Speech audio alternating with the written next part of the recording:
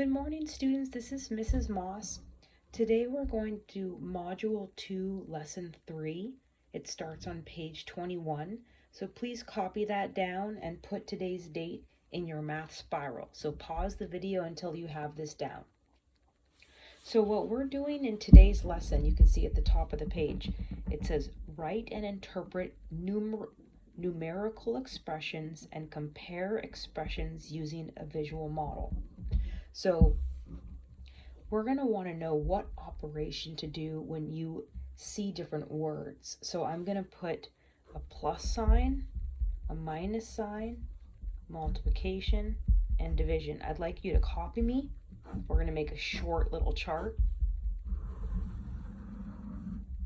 Okay, and if you look on page, so pause the video and copy this, and then unpause it when you are done. So if you look on page 21, some of the words that are being used are sum, difference, times, sum, difference, sum. Okay, so we want to write those words in the appropriate column. So where should the word sum go? What does that tell you what to do? So you should have written it in the addition. If you see the word sum, it means to add. What about the word difference? Good, it means subtraction. What about the word times? Good, multiplication. And I didn't see any words here that are indicating division. I think we got all the words that are on here. I'll just add a few more. So if you see the word product, that would also be multiplication, or in all, or total. That would both be for addition. Subtract. So pause the video until you have these written down, and you can also add any others that you have thought of. For example, the answer to a division problem is a quotient in case we see that word. So pause the video until you're done.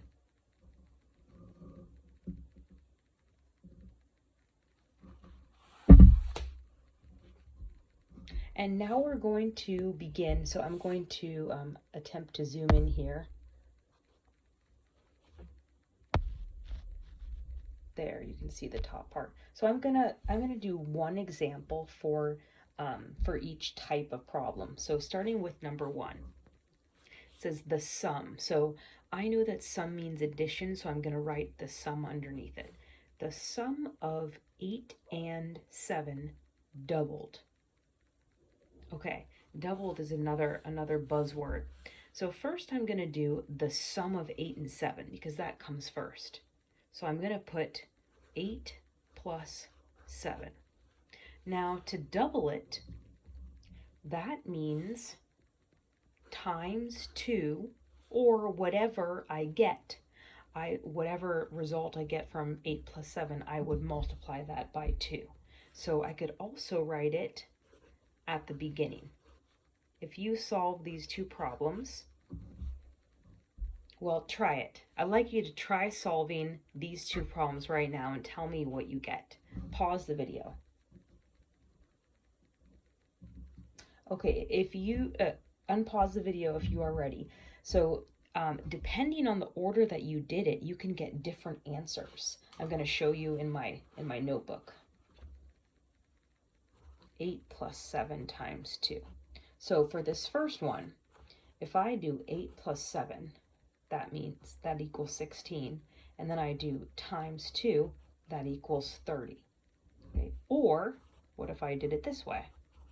What if first I did 7 times 2, which is 14, and then I added the 8. Let me do this vertically. 8, 9, 10, 11, 12. That would be 22. So notice there are two different answers. Only one can be correct. So how do you know which one is correct? Depends on how it's written. So this says the sum of 8 and 7. So it wants us to do this first. the sum of 8 and 7. So to do that first, to notate that, we put a parentheses around it. And over here too. Now, if I solve these, they should be the same. You try it. Do 8 plus 7 times 2. And 8 plus 7 times 2.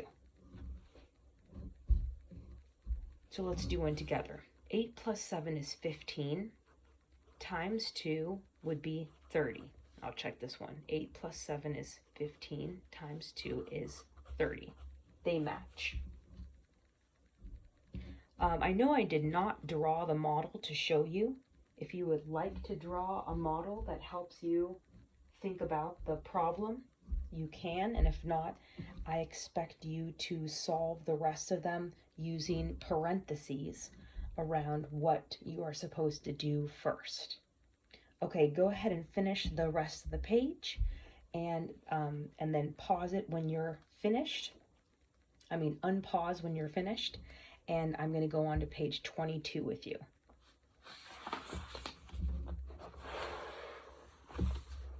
Okay, I'm at the top of page 22, and we'll do A together. It says, write the numerical expressions in words, then solve. So I have to remember which comes first. Remember, we do the parentheses first. So that means in words, I'm going to say 5. The sum of 5 and 25. I have to write it out. The sum of 5 and 25. And then I see that it's going to be times 12. So I'm going to put a comma here, and then I'm going to say 12 times. Because that tells me that whatever this is, I have to do it 12 times. And now over here it says value. This is where I actually solve it. So if you need more room, remember you can always use your spiral. I think I'm going to use my spiral. So I'm going to write down the problem A, 12 times 5 plus 25. Okay, 5 plus 25 is 30. 12 times 30, I can't do that in my head, but I can use the zeros trick. So I'm going to do 12 times 3, and then I'll add a 0. 3 times 2 is 6, 3 times 1 is 3, add the 0, it's 360. So my value is 360. And then I'm going to write my answer over here.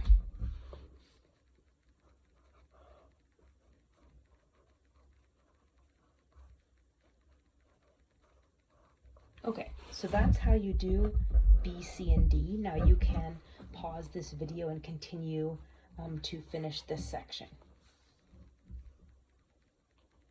Okay, if you have unpaused the video, it means you're ready to go on to 3 with me. 3 says, compare the two expressions using greater than, less than, or equal to. In the space beneath each pair of expressions, explain how you can compare without calculating.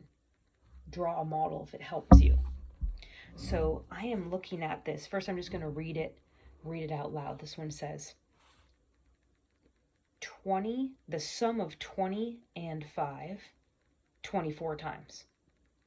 This one says the sum of 20 and 5, 12 times. So I can tell without even having to do the problem that one of these answers is going to be bigger, because these were exactly the same. They're both multiplication. Oops, sorry. But 24 is way bigger than 12. So I know this is going to be larger. So I'm going to write my caret symbol facing this way. Okay, now you try B and C by yourself. Go ahead and pause the video.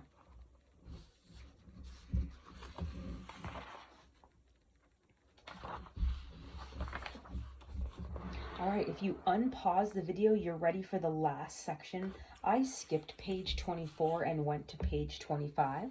So please put your name and date. And I would like you to solve by yourself as your exit ticket A, B, and number 2.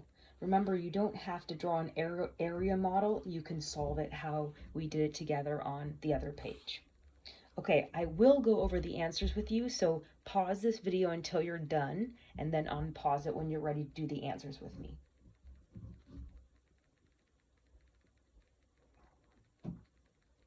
Okay, let's do the answers together. The difference between 8 47s and 7 47s. Wow. Okay, difference I know means subtraction. And when I see 8 47s, I write down the number 8 47s. And I know this is going to be multiplication because it's like saying like 8 47s or 8 47s. And over here it says 7 47s or 7 times 47. And it wants the difference. Difference is subtraction. So that basically means I'm going to write it like this. 8 times 47 minus, because it's a subtraction, 7 times 47. I know to write it in this order because I can do 8 minus 7, but if it was 7 minus 8, I'm going to get a negative number since these 47s are both the same. And the last thing I'm going to put in are the parentheses. So first I do this, then I do this, then I subtract it and solve. Okay, so let's go ahead and solve that now. I definitely can't do that in my head, so I'm going to solve it down here where I have more space. Oops, 47 times 8. 8 times 7 is 56. 8 times 4 is 32, 33, 34, 35, 36, 37. So this side is going to be 376. This side over here is going to be 47 times 7. A shortcut, instead of multiplying again, I could also just subtract from this product. But I'll go ahead and multiply. 7 times 7 is 49. 7 times 4 is 28, 29, 30, 31, 32. Now I need to find the difference. Again, I'm going to solve it vertically so I don't make like a silly mistake. 16 minus 9 is 7. 6 minus 2 is 4, and that's 0. So the difference would be 47. You got that correct? Give yourself a check or a star. All right, let's do B together. 6 times the sum of 12 and 8. So I know that sum means addition. So first I'm going to do 12 plus 8 and put the parentheses because I have to do that first. And then I can multiply it by 6 times. So remember, it doesn't matter if I put the times over there or if I multiply at the beginning. As long as the 12 plus 8 has a parentheses around it, that it will be the same answer. So now let's solve it. 12 plus 8, you can't do it in your head, you just do it vertically. That's 20. And then 6 times 20, I'm going to use my zeros trick. 6 times 2 is 12, plus 1 0. 120. If you also got that, give yourself a check. Okay, now let's compare these two expressions using greater than, less than, or equal signs. So I see, first I'm looking for comparisons. Similarities, I mean. So I see a 70 plus 8 in parentheses. Over here I see a 70 plus 8 in parentheses. So I know those are going to be the same. I don't even have to solve them. So I'm going to look at the other number. This one says times 26. And this one says times 62. Oh, wow. One of them is going to be way bigger. It's going to be the one that has the 62. So your greater than sign should be facing towards this expression. If you got that correct, give yourself a check. And now please score yourself nice and big out of 3 so I know what you got out of those 3 questions. If you got a 2 or a 3 out of 3, great job. If you got a 1, don't be afraid to ask the teacher or a parent for help. Great job, guys.